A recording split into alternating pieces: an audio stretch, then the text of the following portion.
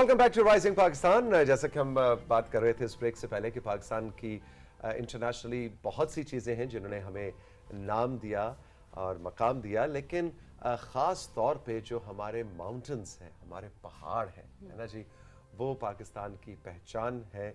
और हमारे ये नौजवान जो इस वक्त आज राइजिंग पाकिस्तान में हमारे साथ मौजूद हैं, ये उस पहचान को ज्यादा प्रमोट भी करते हैं, मल्टीप्लाई करते हैं। एग्जैक्टली हमारे साथ साद और अब्दुल्ला मौजूद हैं। मुझसे तौसीक ने कहा कि आप साद को नहीं जानती, मैंने कहा इनको कौन नहीं जानता। साद मुनव्वर और मोहम्मद अब्दुल्ला हमारे साथ मौजूद हैं। अस्सलाम वालेकुम, वेलकम टू राइजिंग पाकिस्तान। वालेकुम सलाम, थैंक यू सो मच। और बहुत अच्छा लग रहा है यहाँ पर आके, बिकॉज अगर हम बात करें माउंटेनियरिंग की, एडवेंचर टूरिज्म की, तो इसी प्लेटफॉर्म से हमने बहुत सारे लोगों को यहाँ से मौका मिला, माउंटेनियर्स को, माउंटेनियर्स के मसाइल को, उनकी अचीवमेंट्स को हमने इसी स्टूडियोज़ में पाकिस्तान टेलीविज़न के आके उस पर बात की।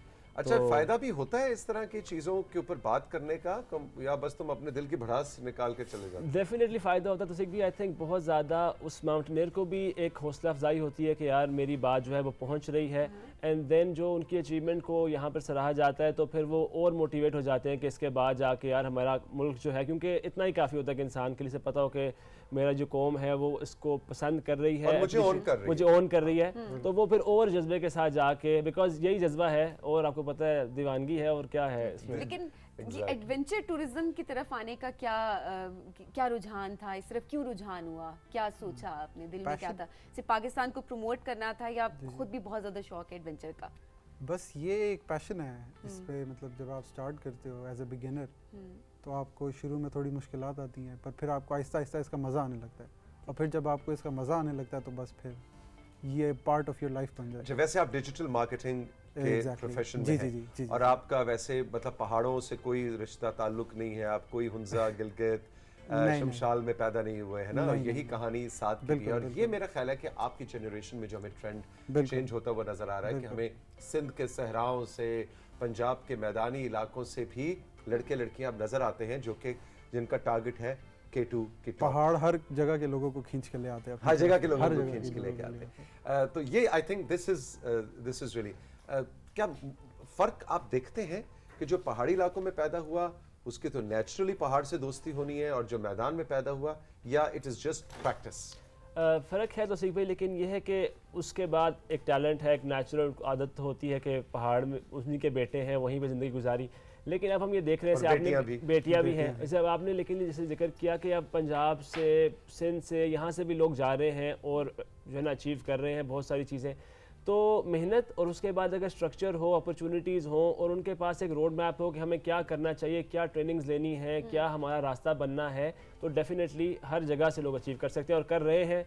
तो वो खुद ब खुद बात साबित हो रही है। जिन लोगों का ताल्लुक नहीं होता, जो कि पहाड़ी इलाकों से नहीं होते, शहरों में रह रहे होते हैं यहाँ पे, सो उनको ज़्यादा ट्रेनिंग की ज़रूरत होती है सिर्फ एज कम्पेयर टू वो तमाम लोग जो कि ऑलरेडी उन पहाड़ों के बीच में रह रहे हैं, हाइकिंग कर रहे होते हैं, डिफरेंट, वो ऑलरेडी एक्सप्लोर कर रहे होते हैं इन चीज़ों को, सो उनका एक स्टेमिना बिल्ड हुआ हुआ होता है। इसीलिए हम कहते हैं ना कि कहीं भी आप रह रहे हैं, कुछ भी कर रहे हैं, तो अपने ऊपर काम करें, फिजिकल एक्टिविटीज़ में बच्चों को भी साथ, क्योंकि ये बचपन से एक चीज़ आप एक पैशन अंदर आप बच्चों के अंदर डालते हैं।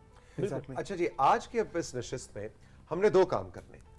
पहले काम की थोड़ी सी तफसील मैं बता दूं कि हमने साद और अब्दुल्ला की कुछ पर्सनल पिक्चर्स हैं जो आपको दिखानी है। बहुत इंटरेस्टिंग तस्वीर हैं जिसमें मुख्तलिफ जगहों पे जा रहे हैं, मुख्तलिफ पासेस में जा रहे हैं, मुख्तलिफ माउंटेन्स को सर कर रहे हैं, वो याद।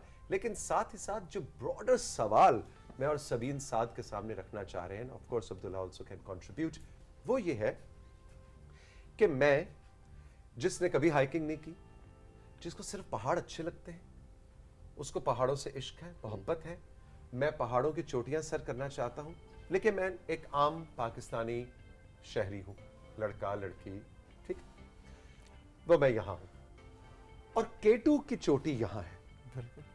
यहां से वहां के दरमियान का जो सफर है वो तो एक एक्चुअल सफर है ना हाइकिंग का, नहीं, ट्रेनिंग, पैशन, फैसिलिटीज, पैसा कितना चाहिए, वक्त कितना चाहिए, ये सारा जो सफर है इसको भी आपने हमारे सामने आज अनफोल्ड करना है, बातों बातों में साथ साथ। दोनों असाइनमेंट्स क्लियर होगी? बिल्कुल डन होगी। मेरा ख्याल है फिर शुरू करते हैं साथ की पिक्चर्स से, और साथ साथ ये कहानी भी चलती रहेगी। तो यहाँ से यहाँ का सफर जो है ना, ये आज हमें साथ ने बताना है।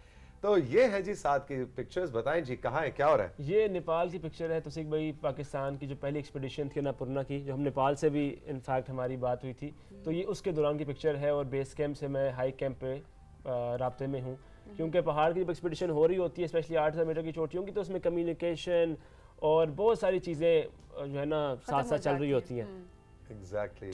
ये नलतर पास की पिक्चर है। और अगेन जो अपॉर्चुनिटीज़ हैं अब नए आने वाले लोगों के लिए कि वो कौन से पासेस क्रॉस कर सकते हैं, तो उनमें ये जगह हमने एक्सप्लोर की, नलतर, अपर नलतर का एरिया, और ये बड़ा सूटेबल है, बहुत ज़्यादा दुश्वार नहीं है, तो बहुत से लोग जो नए आने वाले हैं वो इस तरह के पासेस क्रॉस कर सकते हैं। ये अंदाज़न ये इस्लामाबाद से कितनी दूर है? ये इस्लामाबाद से पहले आपको गिलगित जाना होगा, फिर वहाँ से नलतर और फिर ट्रैकिंग स्टार्ट, तो आप ओवरऑल 7 दिन में ये पास क्रॉस करके आ सकते हैं। ये K2 मेमोरियल की तस्वीर है और थोड़ी इमोशनल है, बिकॉज ये अली भाई की वफ़ात के बाद मैं K2 मेमोरियल गया था और उनके लिए ये एक तख्ती लगाई उनकी याद में और उनके पसंदीदा अशार के साथ, तो ये K2 मेमोरियल की तस्वीर है लास्ट ईयर की। ये हमने एक ट्रेनिंग जो है ना प्रोग्राम रखा था अगेन उन्हीं लोगों के लिए जो कि चाहते हैं कि वो पीक्स क्लाइंब करें, लेकिन वो जो बीच का रास्ते की हम बात करें तो one of the things that they have to do is this कि उन्होंने खुद को टेक्निकली ट्रेन करना है। एक तो फिजिकली स्ट्रांग होना है, मेंटली खर्चा नजर आ रहा है मुझे इसमें। जी खर्चा तो है, देखो ना दे तो पता नहीं कितने दे, हजारों के नहीं वैसे नहीं एक वैसे है ट्रैकिंग के लिए आप जितना पुराना जूता भी इस्तेमाल कर रहे होते हैं ना, जिसकी सोल थोड़ी सी जी ट्रैकिंग के लिए हो सकता है, लेकिन जब पीक्स क्लाइंब करने तो उसमें फिर बहुत ज्यादा टेक्निकल इक्विपमेंट और टेक्निकल ट्रेनिंग बहुत अहम है। एग्जैक्टली। अगेन जो मैंने खर्चा भी बताओ साथ साथ कितना खर्चा होगा? ट्रेनिंग के लिए इतना खर्चा नहीं है, इवेंचुअली जैसे यू मूव ऑन देन आप बड़े से बड़ी चीज़ें फिर आप लेते रहते हैं, लेकिन ट्रेनिंग में तो हम खुद प्रोवाइड करते हैं चीज़ें। अच्छा, वाह, वेरी गुड। ये नलतर पास की टीम थी इस साल की, और देख सकते हैं आपके बहुत सारे वो लोग हैं जो यहाँ से कराची, लाहौर, इस्लामाबाद यहाँ से गए, उन्होंने ये पास क्रॉस किया, और ये अपनी नौयत का पहला इतनी बड़ी टीम थी इसने तकरीबन 7 दिन लगते हैं जी। कोई इंजरीज हुई? नहीं अल्हम्दुलिल्लाह। ये हाई कैंप पे हमारी जो लाइफ होती है कि 5300 मीटर्स पे एक छोटी सी जगह पर कैंप लगा के वहाँ पे ब्लैक टी और बस यही आपका खाना पीना हो जाता है फिर हाई एल्टीट्यूड पे, तो ये उसका एक तस्वीर है। ठीक हो गया। ये हम 6000 मीटर की एक पीक है मिंगलिक्सर, उस पर मैं इस वक्त लीड कर रहा हूँ अपनी टीम को, और ये अगेन उनमें से एक अपॉर्चुनिटी है कि जो भी नए आने वाले हैं तो उनमें ये कुछ पीक्स भी हमने एक्सप्लोर की कि जो रिलेटिवली सेफ है और आप इनसे स्टार्ट कर सकते हैं। ये पीक सबमिट करने के बाद आप तैयार हो सकते हैं फिर फर्दर हायर पीक्स करने के लिए। ओके। ये अगेन हाई कैंप की ये। अच्छा, ये भी कोई प्रोफेशनल माउंटेनियर्स नहीं है जिनके हम इस वक्त तस्वीरें देख रहे हैं? जो हमारे साथ टीम है, हाँ जी, वो अगेन उन्होंने ट्रैक किए, उन्होंने ट्रेनिंग्स ली और फिर वो इस तरह की पीक्स कर रहे हैं। अब्दुल्ला की तरह के लोग? यस, अब्दुल्ला एक बड़ी प्राइम एग्जांपल है। इन्होंने मैंने 2 साल में इनकी जर्नी देखी है, इन्होंने इसी तरह ट्रेनिंग्स ली, ट्रैक्स किए, पासेस क्रॉस किए, अब उन्होंने पीक सबमिट कर ली। ये समिट की पिक्चर है, मिंगलिक्सर समिट, और 6050 मीटर्स का अल्टीट्यूड है, और ये ड्रोन शॉट ली गई है समिट की पिक्चर। और ये कौन लोग हैं? ये इसी तरह हमारी टीम थी लास्ट ईयर की जो मिंगलिक्सर जिन्होंने सबमिट किया, और अगेन यही रास्ता है जो मेजर सवाल था कि अब देखें कोई भी आप देखते हैं कि एक इंसान K2 सर कर रहा है तो बहुत से लोग हमने ये देखा कि वो समझते हैं कि जैसे बस अच्छा मुझे भी ये करना है तो अब नेक्स्ट स्टेप ये होना चाहिए कि मैं भी K2 पर चला जाऊँ, बट ये नहीं होता, बिकॉज उस बंदे की 10-15 साल की जर्नी होती है वहाँ तक पहुँचने की। आप अगर बाबर आजम को देखते हैं तो आप अगले दिन नहीं चले जाते कि भी मुझे भी बाबर आजम की जगह रख लो। आपको ये पता चलता है कि मैंने पहले अपने शहर में अच्छा क्रिकेटर बनना है, फिर मुझे डिपार्टमेंट के लिए खेलना होगा, फिर शायद मुझे डोमेस्टिक अच्छा खेलना होगा, फिर PSL, फिर आप वहाँ पहुँचेंगे।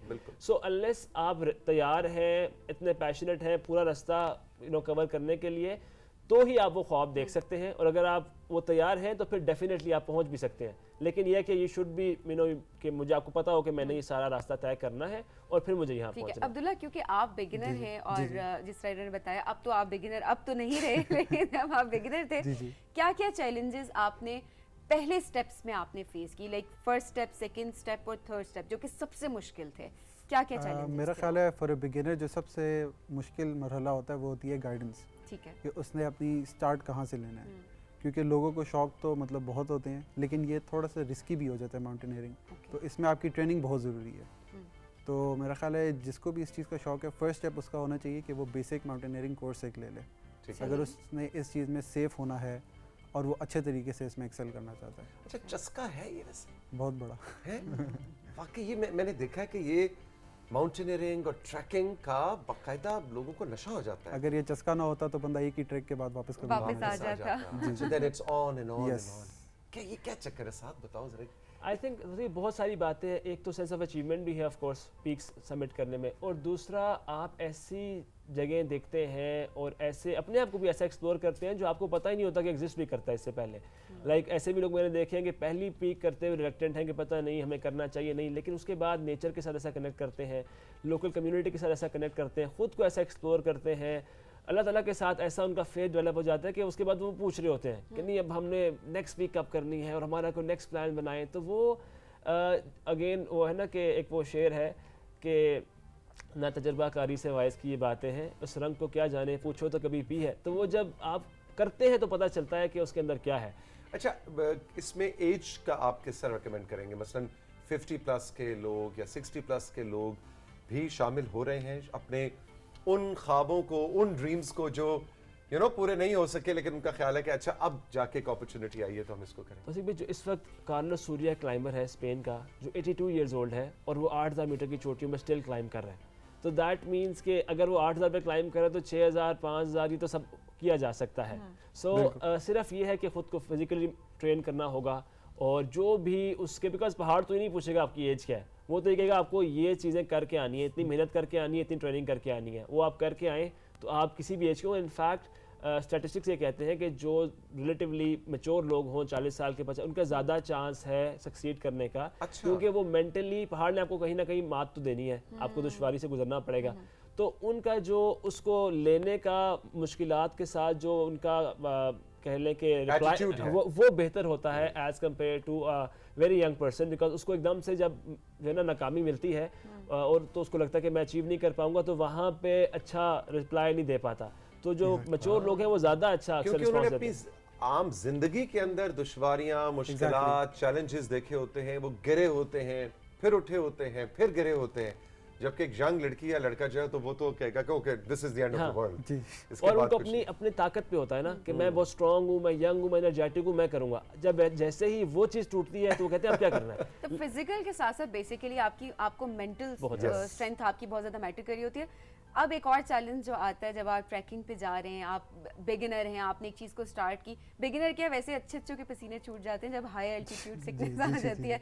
हाई एल्टीट्यूड को किस तरह से आप मैनेज करते हैं? क्या खाने पीने में चीज़ें होती हैं या इसके लिए भी प्रॉपर ट्रेनिंग दी जाती है आपको?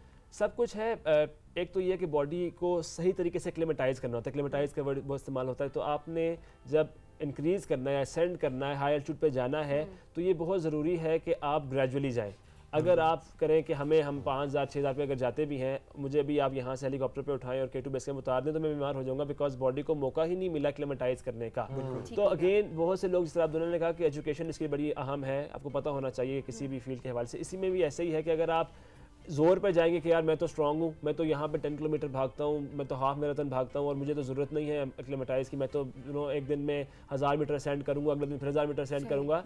तो नहीं, ऐसी बात नहीं है, वो बॉडी को ज़रूरत है उस चीज़ की। और क्यों डिफरेंट फेजेस से जो आपकी बॉडी गुजर रही होती है, जहाँ पर बर्फ़ है, ग्लेशियर है, वहीं पर एक तेज़ धूप भी आपके ऊपर है, तो वहाँ पर जितनी लेयर्स हैं एकदम आप उस लेयर को, तो ये जो प्रॉपर ट्रेनिंग है, क्योंकि बहुत सारे हमने देखा कि मिसहैप्स होते हैं। और क्या आपने टोपी उतार दिया, आपने कैप पहनी हुई है उस टाइम पे, आपने उसको उतार दिया और आपको पसीना आया हुआ है। सो ये मेरे ख्याल में बहुत इसके अंदर टेक्निकलिटीज़ हैं कि आप खुद ब खुद नहीं जा सकते। हर चीज़ ऐसे ही है, और इक्विपमेंट बहुत मैटर करता है। और जब ये बेसिक ट्रेनिंग का जिक्र किया, तो बेसिक ट्रेनिंग के अंदर ये तमाम चीज़ें आप सीखते हैं कि आपको क्या इक्विपमेंट यूज़ करना है, आपको किस तरह से क्या करना है, क्या नहीं करना।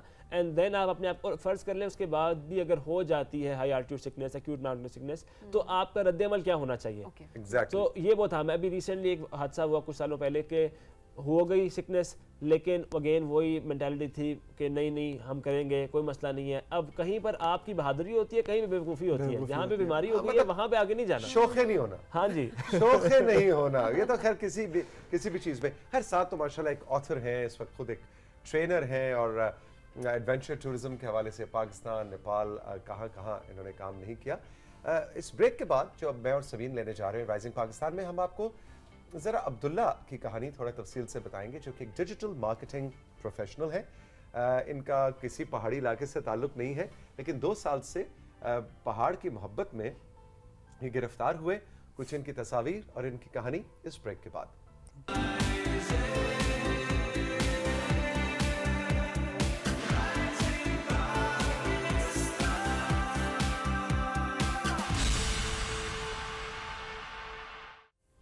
जश्न आज़ादी के हवाले से हम पाकिस्तान के पहाड़ों को आज ट्रिब्यूट दे रहे हैं, लेकिन पहाड़ों को आप ट्रिब्यूट दे नहीं सकते जब तक पहाड़ों के जो हीरोज़ हैं, हमारे नौजवान जो उन पहाड़ों से इश्क करते हैं, मोहब्बत करते हैं, उनको आप ट्रिब्यूट ना दें।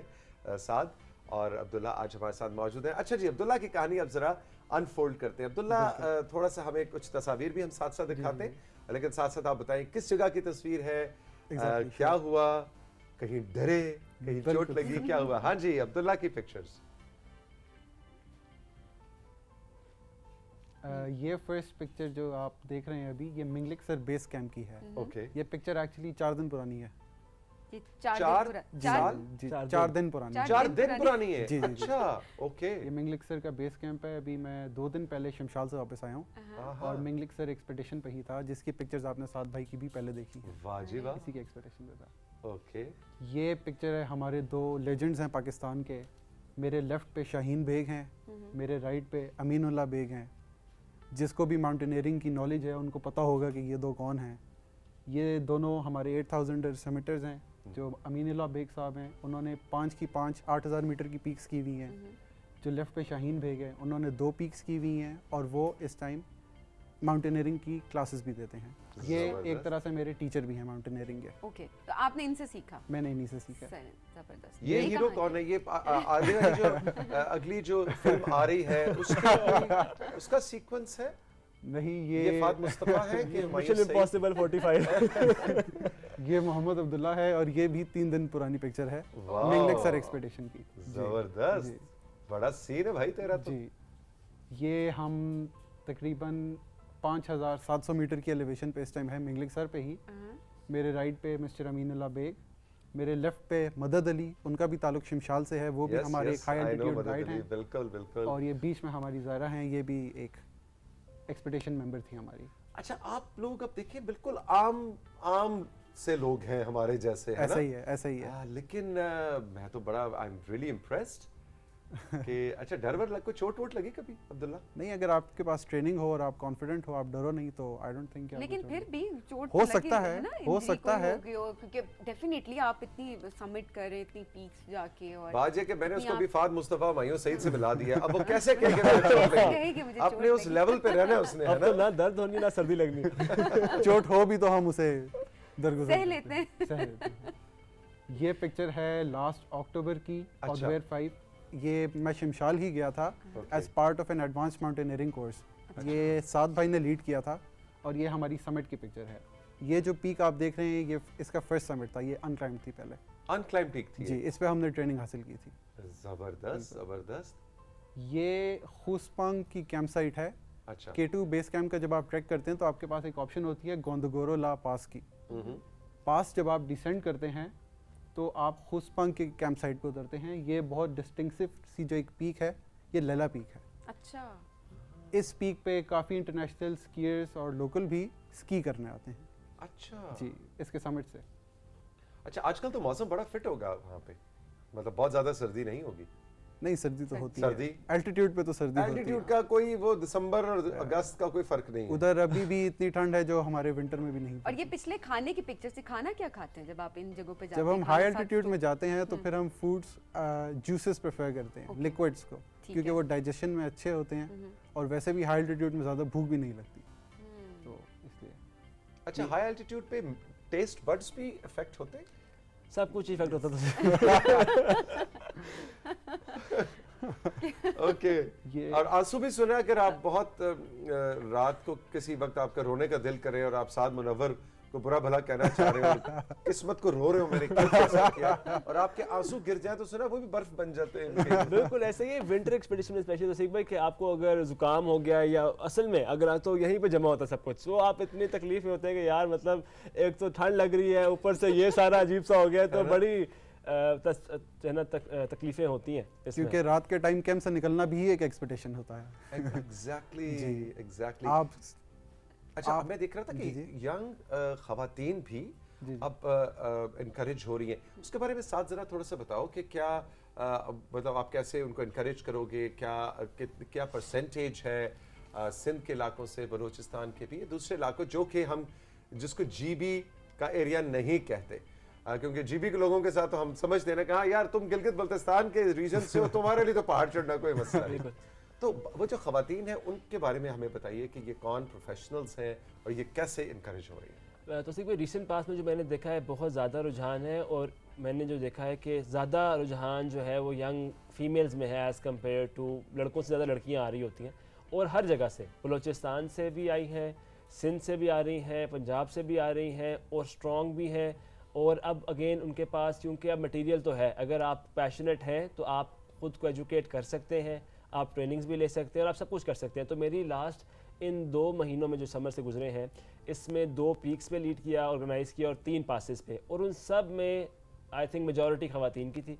अच्छा। और यंग लड़कियों की, और बलूचिस्तान से भी थी, सिंध से भी थी, पंजाब से भी थी। तो वो जो स्टीरियोटाइप थी कि ये सिर्फ लड़के पीक कर सकते हैं समिट और ये सारी चीजें ट्रैकिंग की तरफ लड़कियों, तो वो सारी अब जो खवातीन हमारी आगे आ रही हैं वो स्टीरियोटाइप बिल्कुल तोड़ रही है, और बहुत ज़्यादा आगे भी उनके पास अपॉर्चुनिटी है कि वो आगे चलें, क्योंकि और ये मुख्तलिफ, कोई बैंकर है, कोई मतलब मुख्तलिफ शोबों से, हर तरह से, बिल्कुल। और बहुत सी ऐसी भी हैं जो इस फील्ड में भी आ रही हैं कि गाइड बन रही हैं, लीड कर रही हैं। ऐसी खवातीन भी हैं लाहौर से, कराची से, कि जो अब ऑल फीमेल टीम्स लीड कर रही होती हैं। और जो अगेन मज़ीद जो फीमेल है उनकी और आसानी पैदा हो जाती है कि वो आ सकती हैं। हम कोशिश ये भी कर रहे हैं कि जीबी से भी मज़ीद फीमेल गाइड्स हों, ताकि एक पूरा सिस्टम डेवलप हो जाए लड़कियों के लिए भी, कि जो यहाँ से जा रहे हो तो गाइड भी वहाँ पर लड़की हो, लीड भी lड़की कर रही हो। और फिर इसमें बहुत ज़्यादा अप्रिशिएट करना चाहिए गिलगित बल्तिस्तान के जो लोग हैं कि वो इतना अच्छा माहौल वहाँ पर देते हैं कि कोई प्रॉब्लम ऐसा नहीं होता। सो बहुत सी जगह खूबसूरत है, लेकिन मैं समझता हूँ कि खूबसूरती के साथ साथ जो लोकल लोग होते हैं उनके रवैये पर, उनके प्रोफेशनलिज्म पर चीज़ें रिलाई कर रही होती हैं। अगर वो अच्छे तरीके से करेंगे तो इवेंचुअली उन्हीं के इलाके का फ़ायदा है, और इवेंचुअली तो पाकिस्तान का फ़ायदा है। लेकिन हर स्टेप पे चीज़ें, जो एडवेंचर टूरिज्म की ख़ास बात ये है कि ना सिर्फ हम इसको इस साइड से देखते हैं कि यार लोग अपना जो है ना पैशन पूरा कर लें, बल्कि उससे उस इलाके का बहुत फ़ायदा होता है। एग्जैक्टली। तो अगला आपका एक्सपीडिशन कहाँ जा रहा है जिसमें सबीन रजिस्टर हुई हैं? सबीन रजिस्टर हुई आई थिंक नलतर पास के लिए, अगले साल के लिए हो गई है रजिस्टर। ठीक है, प्लीज 1 वे टिकट नहीं होना चाहिए, 2 वे टिकट होना चाहिए। अब आप मुझे बाद में बताइएगा ना कि आप किस तरह का चाह रहे हैं। वापस चाहिए, बड़ी मतलब प्यारी सी बच्ची है हमारी, इसको वापस इसी हालत में लेके आना। साबित हमारे पास टिकट दोनों है जो आप कहेंगे बता दीजिएगा बस, ताकि मैं ना लॉक कर दूं। नहीं, अच्छा, दोनों टिकट से जो चाहिए जो आप बता दें। हाँ, वैसे साथ। Thank you very much Abdullah, thank you very much, बहुत बहुत शुक्रिया। आने वाले दिनों में साथ आपने हमारे साथ कोऑर्डिनेट करना है, और अब्दुल्ला की तरह ऐसी खवातीन को भी आपने हमारे शो में ज़रूर भिजवाना है जो बैठ के अपनी इस तरह की कहानी को अनफोल्ड करें, ताकि दूसरी बच्चियाँ और सबीन को थोड़ी हिम्मत बंधे कि मैं वापस आ मैं जाऊँ, इनकरेज हो जाऊँ, है ना? मैं मुझे हौसला मिल जाए कि हाँ मैं जा सकती हूँ, फिर डेट्स लॉक करने में आसानी हो जाएगी। बस done. Thank you very much, all the best, जीते रहें आप लोग। तो सबीन, अब गुड बाय का वक्त है। बिल्कुल जी, गुड बाय का वक्त है। बहुत कुछ हमने सीखा, आर्ट वर्क से आपने जो भी सीखा आपने हमें ज़रूर बताना है व्हाट्सएप पे। इसके अलावा आपने भी हमें ज़रूर बताना है कि अगर आप एडवेंचर टूरिज्म की तरफ आपका रुझान है, अगर आप एडवेंचर लवर हैं और टूरिज्म को प्रमोट करना चाहते हैं, तो वो भी पिक्चर्स, अपनी स्टोरीज भी आप हमसे ज़रूर शेयर कीजिएगा। Exactly. लेकिन साथ साथ तौसीक, आखिर में एक प्यारा सा मैसेज हम यही देंगे कि इन जगहों पे जाएं, एक्सप्लोर ज़रूर करें, लेकिन साथ साथ इनको गंदा नहीं करना। आपने रिस्पॉन्सिबल टूरिज्म को आपने अपने माइंड में रखना है जहाँ भी जाकर आप पाकिस्तान को एक्सप्लोर कर रहे हैं। और जो सबीन कह रही हैं आप अपनी तस्वीर भेजें, तो प्लीज़ आपने अपनी तस्वीर, और ये जो अब्दुल्ला ने जैसे वो फाद मुस्तफ़ा वाला एक्शन बनाया हुआ था, अपनी तस्वीर, अपना नाम, अब किस जगह से आपका ताल्लुक है, मसलन आप कहाँ झेलम से आपका ताल्लुक है, और किस पीक पे आप गई थी या गए थे, यानी पूरी डिटेल बतानी, ताकि तस्वीर को आवेजा करने में हमें लुत्फ आए। और जश्न आज़ादी के हवाले से जो भी आपकी सेलिब्रेशंस हैं और जो भी कोई केक आप काट रहे हैं, उसकी तस्वीरें भी हमें ज़रूर व्हाट्सएप कीजिएगा। खुश रहिए, फिर मिलेंगे, खुदा हाफिज़।